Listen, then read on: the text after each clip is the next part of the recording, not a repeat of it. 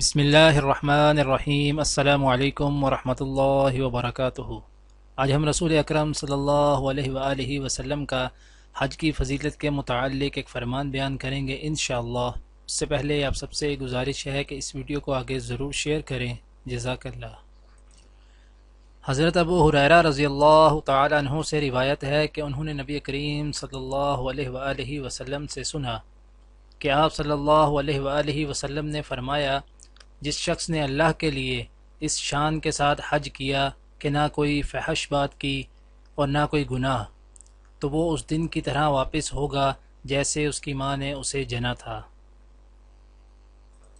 دعا ہے کہ اللہ تعالی دنیا اور آخرت کی تمام بھلائیاں عطا کرے، عمل کی توفیق دے۔ سبحان ربک رب العزت عما یصفون وسلام علی المرسلین والحمد للہ رب العالمین، آمین۔